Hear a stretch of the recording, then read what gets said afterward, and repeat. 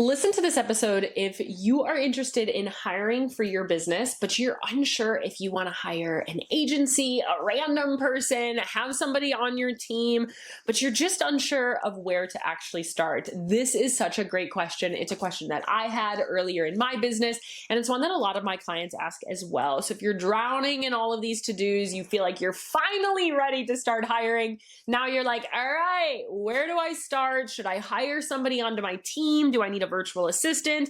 How do I really know who to hire and what does that really look like? Or should I start with an agency and where should I actually hire? In today's episode, we're talking about the pros and cons of hiring in-house versus outsourcing to agencies and freelancers, how to know what you actually need, common mistakes to avoid when building support systems within your business and a team, and my recommendations based on where you're at in your business to get started. This was actually a question submitted by one of you inside of my Small Business Cafe, which is our free community for our podcast listeners to dive deeper into topics, get support and actual coaching from me, and get some bonus resources inside. You can click the link in the show notes to join if you want. This was submitted by Jane.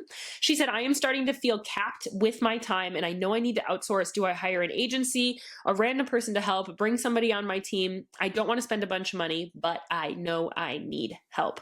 Now, this is such a good point. Before we dive too deep into it, I just want to take 10 quick seconds to say hello. My name is Madison Page. I am a business growth specialist and I help small businesses turn into brands so they can finally disrupt their industry.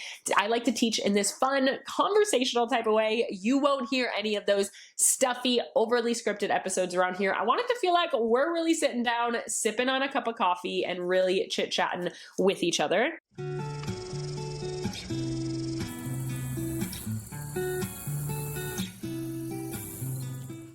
First things first, I want to define the differences between these two, and then we'll go into the pros and cons and kind of look at this from here. First things first is when we're really looking at this here, I mean, there's a lot of legal differences, but kind of some technical differences as well. In-house employees are on payroll. They are actual, like you need a payroll system for it. There's different benefits to it.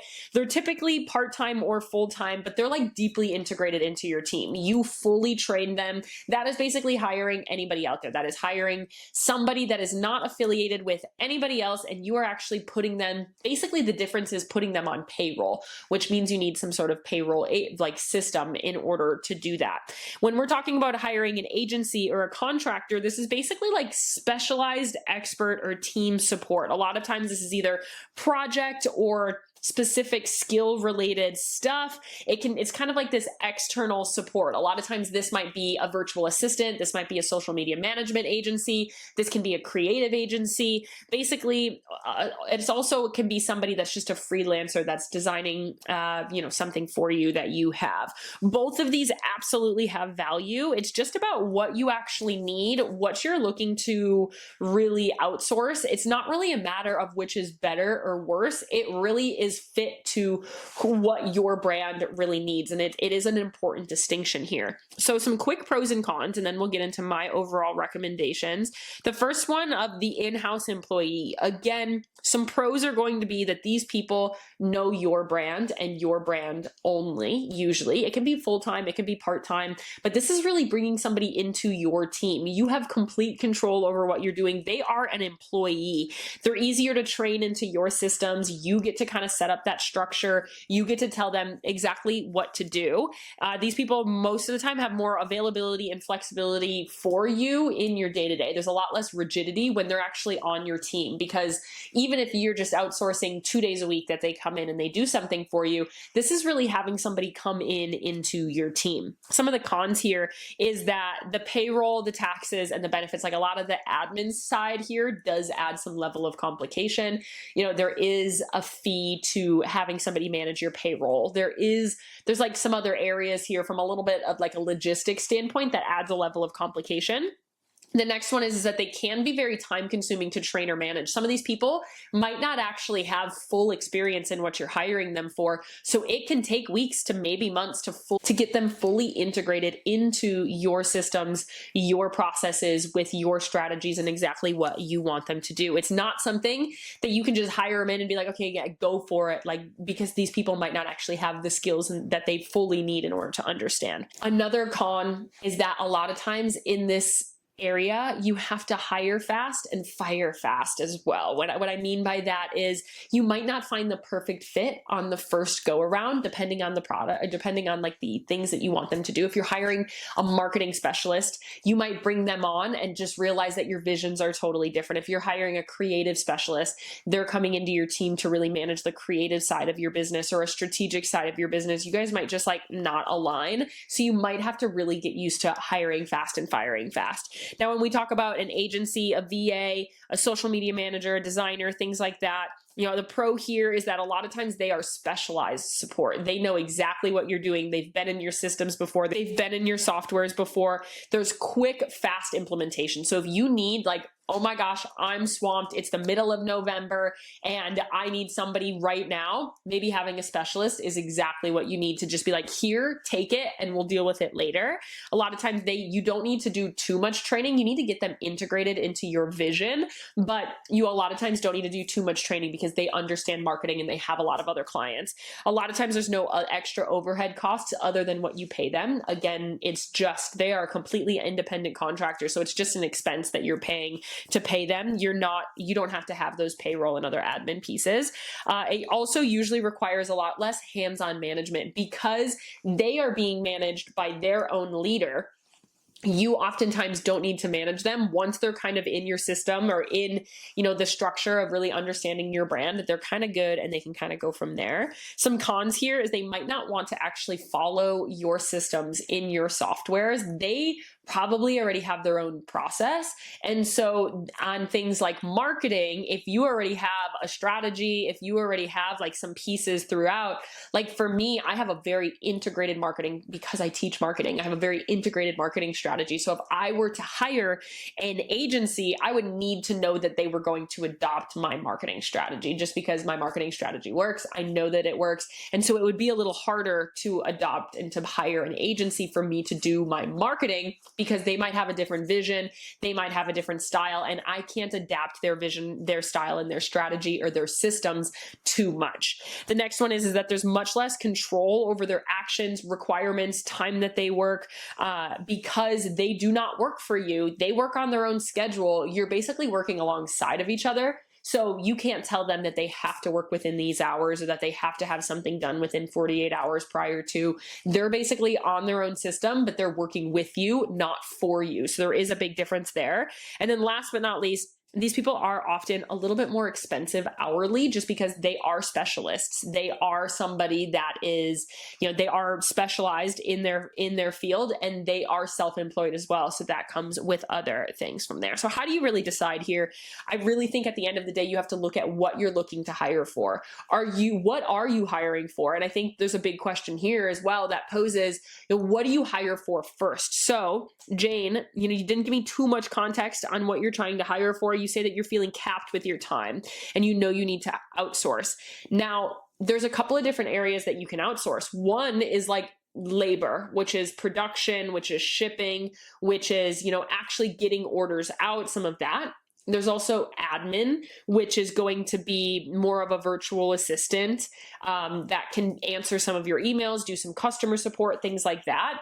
And then there's also skilled work, whether that be marketing, ads, working on your business. And a lot of times, if you're looking for the execution and the operations of the actual logistics of getting orders out, that is going to be that in-house support. You're not going to be able to hire like somebody not on your team for that. That is something that you want long-term. If you want this person to stick around, they need to join your team. If you want this person for longer than like a couple of weeks, it's like a short-term project, then I would bring them onto your team so they can really get integrated into everything. Now, if you are looking for strategy and specialized projects, hey, I'm jumping in here for 30 quick seconds for those of you listening and thinking, all right, but how do I actually apply this to my business? Every week here, I share strategies, case studies, growth mistakes to avoid, but your business growth is nuanced. So your business support has to be nuanced as well. That's why all of my support includes me inside of your business, your ideas, your launches, your content, perfecting what you're already building and uncovering your hidden opportunities to scale. This isn't a cookie cutter course. It's a high level personalized support system to help you optimize your brand, your strategy, and every single person your business touches. If you want my eyes and my brain on your branding, your sales, your marketing, and your overall growth plan, click the link in the show notes to apply. Let's see what we can build together. Now, that might be somebody that you could hire out agencies first. Now, it really depends on exactly what you're looking for, but if you're looking for marketing, if you're looking for admin, if this stuff could be done remote, you could start more with an agency. But I think a big question you also need to pose is, what's my bandwidth for managing and training somebody right now? If you're like, I literally need this off my plate immediately, go and do it. I don't want to have to manage or train you into anything. That also, again, might be more of an agency.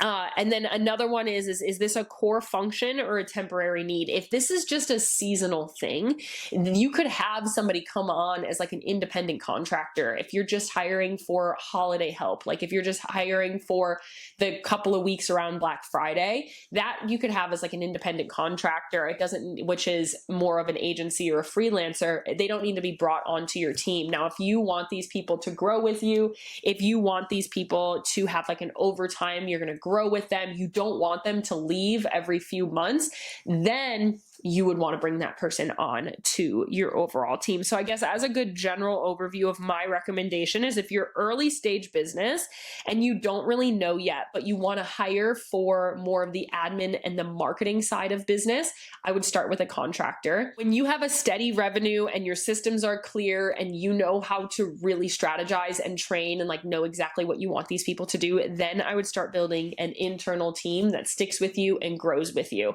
Now, there's going to be a lot of different recommendations here. Some people are going to say, no, build a team, have one person on your payroll and have them build with you because you have so much control and like, they'll be able to grow with you and really know it.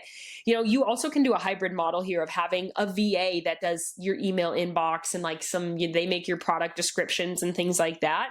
Or you could, and then you have like a marketing assistant in-house or something like that. But what you need to know is that you need to hire for your weaknesses. So the question, Jane, of like, where do I start hiring is really up to you.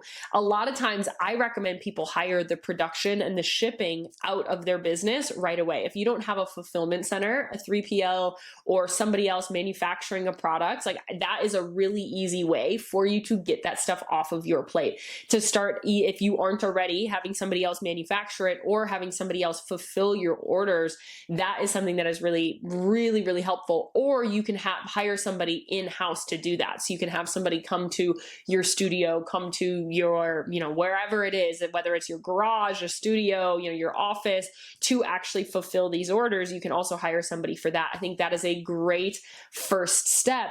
But you also need to think about hiring for marketing if that is not your skill, hiring for operations. If you what are your biggest weaknesses and what does not require your brain right now in order to master? That's really where we want to hire first. Hire for your weaknesses. Don't be afraid to try a little bit and kind of move through these. But when it really comes to hiring in-house versus an agency, I would say go more in-house. If you want these people to grow with you, if you want them for a long time, if you want to have full control over everything that they do, but you're willing to kind of train them a little bit more, go agency. If you just want it off of your plate, you don't already know how to do it. If you don't have a system for marketing, hire a social media agency. Don't feel like you have to hire a marketing person because you aren't going to be able to actually integrate them into your systems from there.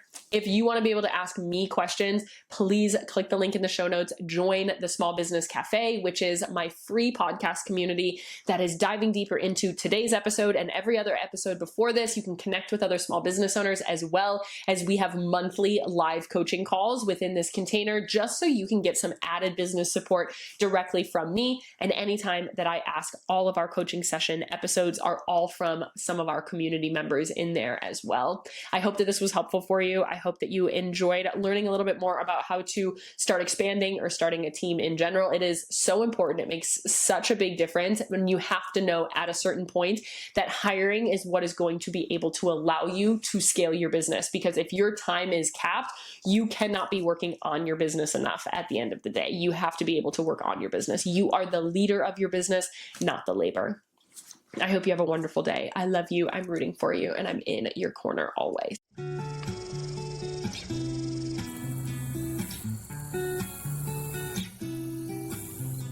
If you found today's episode helpful and are looking for more tangible ways to grow your business, make sure you are subscribed to the show. If you want to dive deeper into this topic more, click the link in the show notes and join our completely free podcast community where we dive into every single podcast topic, as well as give some bonus support and free coaching calls. And finally, if you are interested in getting my eyes on your business to find your hidden opportunities to scale, apply to work with me one-on-one in the show notes or on our website.